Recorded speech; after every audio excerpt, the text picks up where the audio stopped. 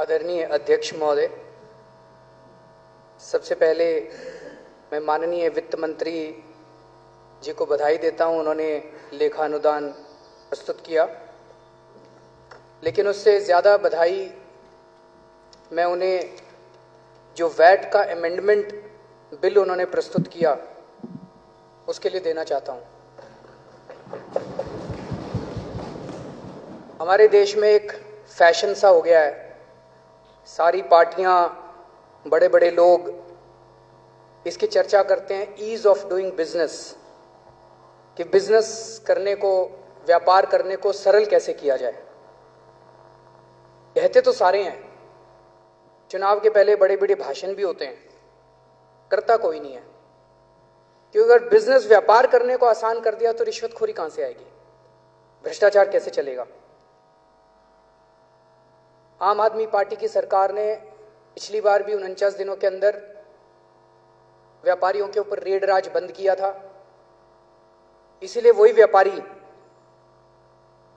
जो नॉर्मली भाजपा का vote bank माने जाते हैं, इन चुनावों में उन्होंने जम के आम आदमी पार्टी को वोट दिया।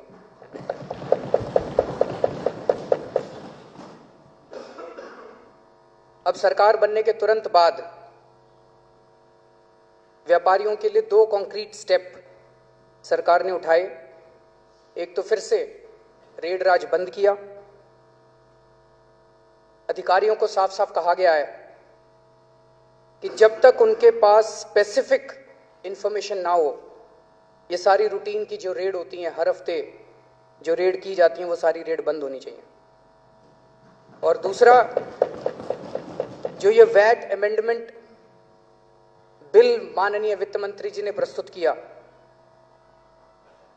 कि पहले व्यापारियों को मार्च के महीने में फोर्स किया जाता था रिफंड लेने के लिए, अब ये रिफंड कैरी फॉरवर्ड किया जा सकता है। इससे भी व्यापारियों के अंदर एक हर्ष की लहर दौड़ी है पूरे दिल्ली के अंदर। हम इस मुहिम को जारी रखेंगे। दिल्ली के व्यापारियों के लिए हम व्यापार करना सरल करते जाएंगे, रेड राज बंद करेंगे। हम एक बहुत बड़ा इंफॉर्मेशन नेटवर्क बनाने जा रहे हैं। व्यापारियों के व्यापार के बारे में ज्यादा से ज्यादा तकनीकी का इस्तेमाल करके, कंप्यूटराइजेशन का इस्तेमाल करके इंफॉर्मेशन नेटवर्क बनाया जाएगा और व्यापारियों के बारे में इंफॉर्मेशन ली जाएगी। और किसी व्यापारी को सरकारी दफ्तर में आने की जरूरत नहीं है। सरकारी दफ्तर में बुलाएंगे तो उनको दिखाएंगे कि यह आपका सबूत है कि आपने ये टैक्स की चोरी की है। उसके अलावा उन्हें कोई तंग करने की हमें जरूरत नहीं है। लेकिन अब मैं दिल्ली के व्यापारियों से भी निवेदन करना चाहता हूं कि वो कंधे से कंधा मिला के सरकार की भागीदारी करें। जैसा मैंने पहले भी कहा था, पिछली सरकारें जो थी, चाहे किसी पार्टी की रही हो, वो भ्रष्टाचार में डूबी हुई थी। अब आप, इसलिए कई व्यापारियों को लगता था कि क्यों पैसे दें, हम क्यों टैक्स दें, हमारा टैक्स तो चोरी हो जाता है। कई सारे व्यापारी हैं, उनसे जब मैं बात किया करता था, वो कहते थे जी धर्मशाला बनवा देंगे, मंदिर बनवा देंगे, मस्जिद बनवा देंगे, लेकिन सरकार को पैसा क्यों दे। सरकार का पैसा तो सारे नेता और अफसर मिलकर चोरी कर लेते हैं। मैं इनको यकीन दिलाना चाहता हूं कि आपके एक एक पैसे से आप ही का विकास करेंगे, एक भी पैसा हम चोरी नहीं होने देंगे। आप जब टैक्स देते हैं सरकार को, तो इसे आप देशभक्ति का काम मानिए, इसे आप धर्म का काम मानिए। जैसे आप धर्मशाला में पैसा लगाते हैं, मंदिर में पैसा लगाते हैं, मस्जिद में पैसा लगाते हैं, इसलिए आप टैक्स को देने को भी आप पुण्य का काम मानिए, आप देशभक्ति का काम मानिए। मैं अभी थोड़े दिन पहले वैट कमिश्नर साहब से बात कर रहा था, तो उन्होंने मुझे बताया कि दिल्ली के अंदर लगभग 10 लाख व्यापारी हैं, लेकिन उनमें से केवल 1200 से भी कम व्यापारी 75% से ज्यादा वैट देते हैं। यानी कि बाकी सारे 10 लाख व्यापारी मिलकर 25% वैट देते हैं। तो गड़बड़ तो बहुत है, लेकिन ये सबको मिलकर करनी पड़ेगी। ये रेड मारने से नहीं होगी, सबको साथ लेके चलने से, उनको गले लगाने से होगी, उनको विश्वास पैदा करने से होगी, जो ये सरकार करेगी। अभी मेरे पास कुछ एग्जैक्ट फिगर्स आई हैं कि दिल्ली के लोग मिलके केंद्र सरकार को लगभग 60 से 65 हजार करोड़ रुपए का इनकम टैक्स और सर्विस टैक्स दोनों मिला के देते हैं। 60 से 65 हजार करोड़ रुपए के बीच का। मैं माननीय सदस्यों की जानकारी के लिए बता दूं, संविधान के हिसाब से इनकम टैक्स और सर्विस टैक्स वो टैक्स है जो केंद्र सरकार इकट्ठा करती है, केंद्र सरकार कलेक्ट करती है, लेकिन केंद्र सरकार खर्च नहीं कर सकती। इनकम टैक्स और सर्विस टैक्स को केंद्र सरकार कलेक्ट करके उसको सारे राज्यों के बीच में बांटती है। उसको खर्च करने का अधिकार राज्य सरकारों का है, वो उसकी ओनरशिप राज्य सरकारों की, वो राज्य सरकारों का टैक्स है।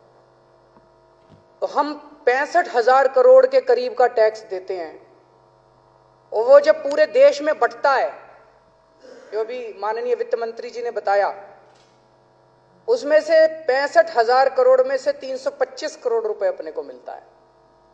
ये तो गलत है। ये तो वही हो गया कि अंडा देने वाली मुर्गी का गला घोंट दिया।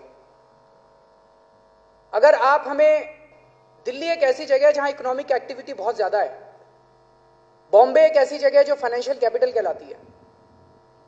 अगर आप हमें ज्यादा टैक्स देंगे, ज्यादा पैसा देंगे इसमें शेयर में, तो यहां की इकोनॉमी और बूम करेगी और आपको और टैक्स मिलेगा। आप हमें टैक्स ही देना बंद कर देंगे तो ये 65 हजार करोड़ घट के 50 हजार करोड़ हो जाएगा, 50 हजार करोड़ घट के 40 हजार करोड़ हो जाएगा। आप हमें ज्यादा इसमें से शेयर देंगे तो हम सड़कें बनाएंगे, पुल बनाएंगे, कंपनियां नई नई फैक्ट्रियां खोलेंगी, रोजगार मिलेंगे, इकोनॉमिक एक्टिविटी बढ़ेगी और उससे आपको टैक्स भी मिलेगा। लेकिन ये जो सौतेला व्यवहार है, मैं केवल मौजूदा एनडीए की सरकार के बारे में नहीं कह रहा, ये पिछले 2001 से शायद 2001 से 325 करोड़ के ऊपर दिल्ली का शेयर फ्रीज कर दिया गया है। मुझे लगता है ये गलत है, इसको खोला जाए और दिल्ली का जो शेयर है सेंट्रल टैक्सेस में, अगर हम 65 हजार करोड़ दे रहे हैं, उसका कुछ तो दे दो हमको, 10% दे दो, 5% दे दो, कुछ तो दे दो हमको, 6,000 करोड़ दे दो, 7,000 करोड़ कुछ तो दे दो। 325 करोड़ रुपए तो एक तरह से दिल्ली के लोगों को भीख देने के बराबर है। उसके बाद कल वित्त मंत्री जी ने बताया 600 करोड़ रुपए केंद्र सरकार को देने थे हमें दिल्ली के स्थानीय निकायों के लिए, एमसीडी के लिए, उन्होंने वो भी नहीं दिया। वो ही दे दो, हम आपको दे देंगे सर।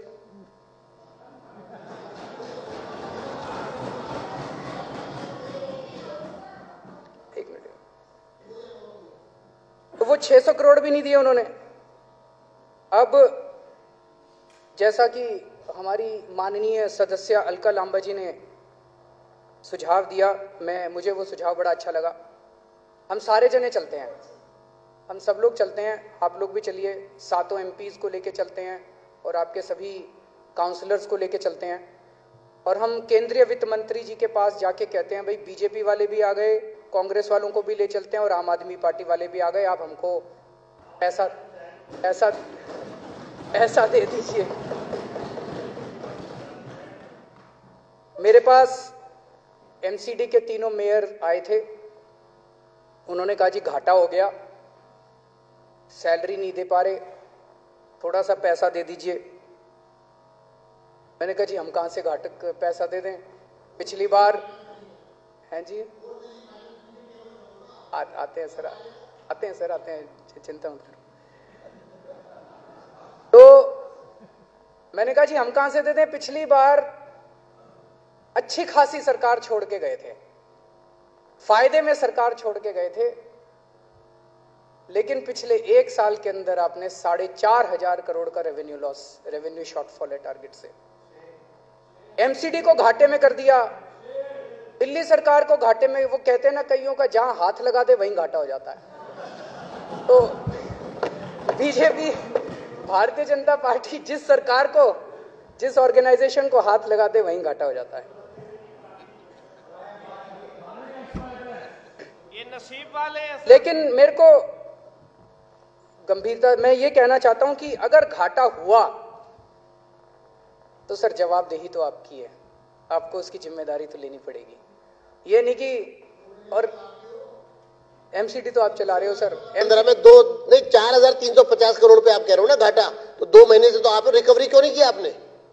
आप बताइए, ये आरी जो बनती है क्यों बनती है, और फाइनल एफर्ट्स क्यों होते हैं? 31 मार्च से पहले के जो एफर्ट्स है वो कहां हुए? मैं ये कहना चाहता हूं अपने सभी माननीय सदस्यों से कि जब विपक्ष बोले तो हमें उसमें इंटरफेयर नहीं करना चाहिए, और माननीय विपक्षी दलों से भी कहना चाहता हूं कि जब हम बोलें तो आप भी इंटरफेयर मत कीजिए। मैं बीच में नहीं बोल रहा हूं। तो उनको जिम्मेदारी तो लेनी पड़ेगी, एमसीडी को अपने लॉस की जिम्मेदारी तो लेनी पड़ेगी। बड़े दुख के साथ कहना पड़ रहा है कि आज सुनने में आ रहा है कि दिल्ली के हर मार्केट के अंदर दुकानों को सील किया जा रहा है। एमसीडी वाले जा रहे हैं और उनको सील कर रहे हैं और कह रहे हैं कन्वर्जन चार्ज दो नहीं तो तुम्हारी दुकान बंद कर देंगे।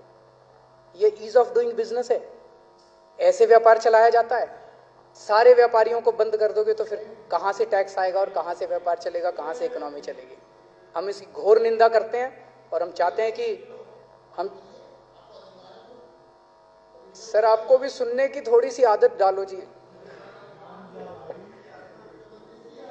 मैं ये कहना चाहता हूं कि अगर एमसीडी नहीं चल रही, भाजपा इस्तीफा दे दे, आम आदमी पार्टी 1 साल के अंदर एमसीडी को हम फायदे में लाके दिखा देंगे। एमसीडी को फायदे में चलाएंगे, सबको टाइम पे तनख्वाह देंगे। और एमसीडी को क्यों नहीं चल रही एमसीडी फायदे के अंदर? घोर भ्रष्टाचार है। भ्रष्टाचार खत्म कर दो, भ्रष्टाचार खत्म कर दो, देखो बीजेपी एमसीडी फायदे के अंदर चलने लग जाएगी। एक हम लोगों ने वादा किया था चुनाव के दौरान कि हम बिजली और पानी की सब्सिडी देंगे, बिजली और पानी के बिल कम करेंगे। हमने अपना वादा पूरा किया, लेकिन कुछ लोगों को तकलीफ है कि हमने सब्सिडी क्यों दी। एक महानुभाव ने कहा है, Those who have less in life should have more in law। जिसको भगवान ने जिंदगी में कम दिया है, सरकार की और कानून की जिम्मेदारी है उन लोगों का ख्याल रखना। कहा जाता है कि आम आदमी पार्टी की सरकार तो गरीबों की सरकार है। हमें गर्व है इस बात के, हम गरीबों की सरकार हैं। इस देश में कोई एक सरकार तो है जो गरीबों की सरकार है, ये तो बाकी सारी की सारी सरकारें बड़े बड़े उद्योगपतियों की सरकार है, धन्ना सेठों की सरकारें हैं। चुनाव के पहले गरीबों की बातें करते हैं और चुनाव के बाद फिर इन बड़े बड़े अमीर लोगों की। हम गरीबों की सरकार हैं, हम मिडिल क्लास की सरकार हैं, लेकिन इसका मतलब ये नहीं कि हम अमीरों के खिलाफ हैं। अमीर होना कोई गुनाह नहीं है, ईमानदारी से पैसे कमाओ, अमीर बनो, बड़ी अच्छी बात है। 2 बात मैं पानी के विषय में कहना चाहता हूं। दिल्ली में पानी की कमी है, हम सब लोग जानते हैं। 19 दिसंबर 2014, जो अभी दिसंबर गया है, उसको दिल्ली हाईकोर्ट का एक ऑर्डर आया। दिल्ली हाईकोर्ट ने कहा कि इतना इतना पानी दिल्ली का हक बनता है, दिल्ली को दिया जाए। हरियाणा ने देना चालू कर दिया। चुनाव का टाइम था। जैसे ही एग्जिट पोल आने लगे और 10 फरवरी को नतीजे आए, हरियाणा ने पानी कम कर दिया। ये तो ठीक नहीं है, ये तो गलत है। राजनीति पानी से तो कम मत करो, कम से कम राजनीति। मैं दिल्ली जल बोर्ड से निवेदन करूंगा कि आने वाले समय में अगर पानी की कमी होती है दिल्ली के अंदर, तो वो पानी की कमी केवल जनता के ऊपर ना थोपी जाए, उस पानी की कमी को दिल्ली के सारे वीआईपीज के अंदर भी बांटा जाए। मेरे घर की भी कमी करो पानी की। राष्ट्रपति महोदय और प्रधानमंत्री महोदय अस्पताल, एम्बेसी जो 24 घंटे वाली है वो छोड़ देते हैं, बाकी चाहे केंद्रीय मंत्री हो, चाहे हमारे मंत्री हो, चाहे जो मर्जी हो, सबको पानी की कटौती सबके यहां लगनी चाहिए। हम लोग पूरी कोशिश कर रहे हैं कि जिस उम्मीद के साथ दिल्ली की जनता ने हमें इतना प्रचंड बहुमत दिया, उन उम्मीदों को हम लोग पूरा कर पाएँ। 24-24 घंटे हमारे विधायक मंत्री काम पे लगे हुए हैं। अध्यक्ष महोदय, इसी के साथ मैं वित्त मंत्री द्वारा प्रस्तुत लेखानुदान का समर्थन करता हूं।